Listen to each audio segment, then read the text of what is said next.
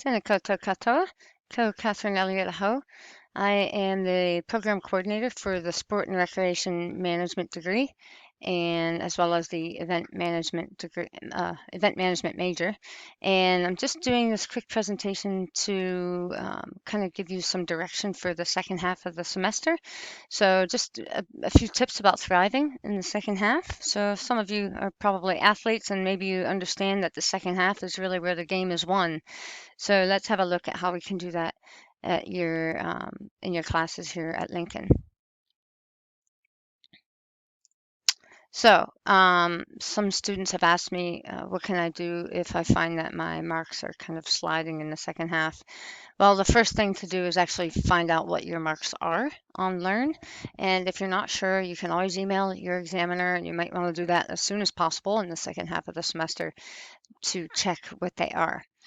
So in many classes, you may have only done 30% of your marks in the first half of the first semester, so you still have time to change them if you didn't do so well at the beginning.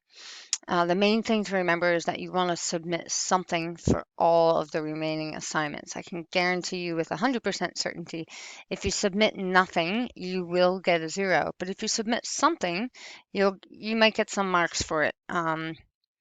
So it's good to submit something on all of the remaining assignments. If you're not really sure about your writing, or if you answered the questions correctly, it does not hurt to visit LTL to improve on written assignments in particular. So if you have a look at this link here, you can see the calendar of all the support and what they do when. Just about, every day there's a drop-in session where you can bring one of your assignments and just have them look it over and give you some tips on how to improve it.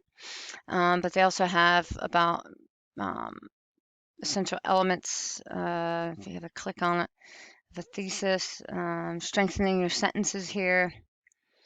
So, and it tells you if it's for postgraduate and you're an undergraduate, you wouldn't bother with that one.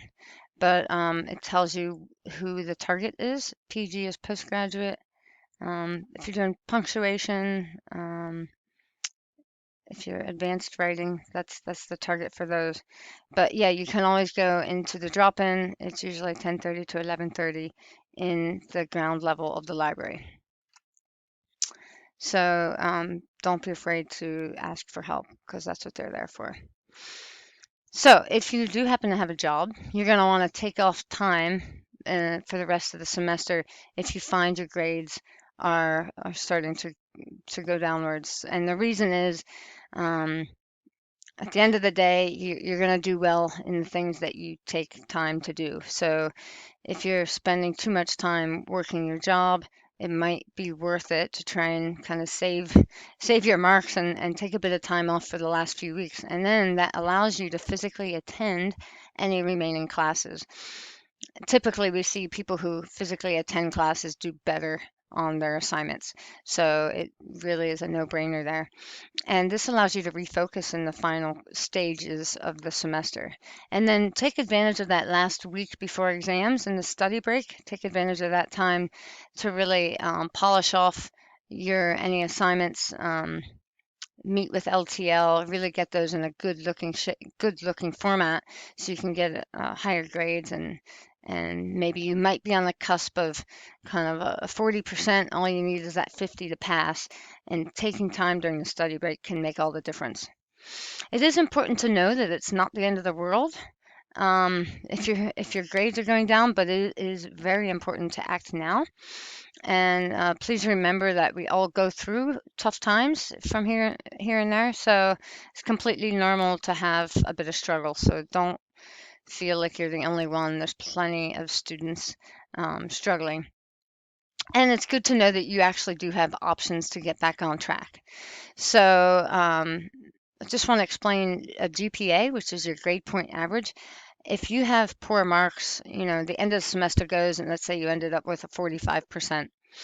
You need a 50 to pass. That 45% can actually impact your overall grades. So a GPA is actually a number, indicates how high you scored on all of your courses on average. So if you have kind of B, B, B, C, and then a failing grade, maybe your average is more or less a B or a C, but that failing grade can pull the average down, and that will show up on your transcript. So when you go to get a job, it's there. Now, what you can do, if you happen to fail a class, is, like I said, it's completely normal. It happens. You just retake that course if it's part of one of your required courses for your degrees. You just retake it in that same semester. Oftentimes, most courses are only offered in one semester, so you'll have to take it kind of the following year. But you might want to consider withdrawing from the course before the last day of exams. So if you have a look at the timetable, you'll see that date. But the last day before exams in the study week, the last day before the last exam day, you can actually go, it costs nothing. You can actually go on Lucas and you click on the withdraw button and it changes your mark. Let's say you get a 45, it changes it to a WDN. And because there's no number there, it doesn't calculate into your overall grade point average, which means it can't bring those grades down. Because if you wanted to, you may not know it now, but maybe down the line you want to apply for postgraduate study, you're going to have a higher average. And so anything that you've kind of slipped on is going to affect that overall average. So it is very important that you know that a withdrawal, if you do want to kind of pull that failing grade out, it can possibly affect your eligibility to loans and allowances as well as visas. So you want to know how it affects you. So you actually need to, from a financial point, you're going to need to contact StudyLink. The phone number is there, and you want to do that before you withdraw from any courses on Lucas. If you have a scholarship, you want to talk to whoever's providing that scholarship before withdrawing from Lucas, withdrawing the course on Lucas. If you're an international student, you must be enrolled in a full-time program to meet the conditions of your student visa. So again, investigate before you actually withdraw. And you actually don't have to withdraw. It's just an idea to kind of keep that grade point average nice. But no matter what you do decide, if you want to withdraw or not, you have already paid for the course, so you're actually entitled to continue attending the classes and submitting for the assignments and even the exams if you wish. If you do end up failing the course, you do have to retake it, especially, but if it's an elective,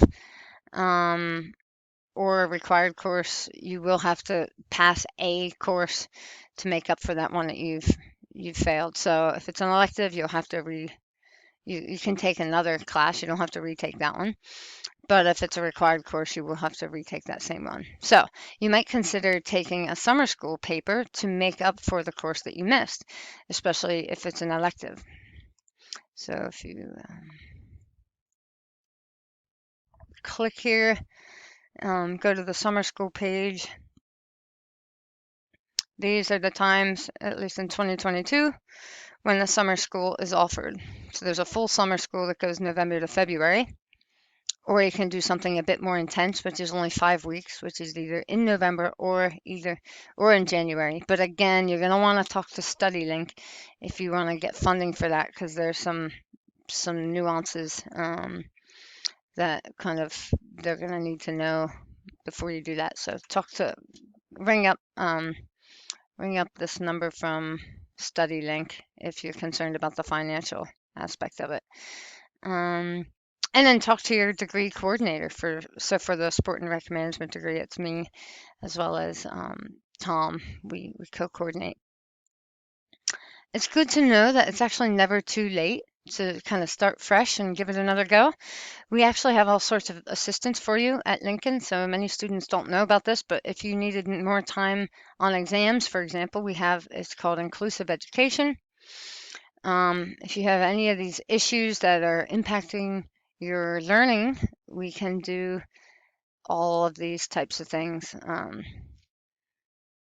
Allow a bit more flexibility on deadlines, and give extra time. That's probably the most common one, extra time, or leniency. If you're dyslexic, we can be lenient on your spelling, when we grade assignments. So it's important to know that. We have study tips available through there's drop-ins, as I mentioned before. You can book. We also have a career center, but you can book that in advance, 3 to 4 days before your deadline is good to do it. And yeah, just check out that events calendar with the drop-in sessions on them. It's down here. So find out when those drop-ins are. You could book an appointment if you wish. So we do have places you can get study tips and help. We have other services. If you want someone to talk to about personal things, just working through some things. We all have barriers from time to time. So like I said, it's completely normal. Life can be tough sometimes, but we want to help you get through this time at university. So there's all kinds of student support, everything from accommodation support. It's all in here. So there's about a link for everything. So make sure you talk to the right people. Our aim at Lincoln is to actually help you learn so you can get a job that you love when you finish.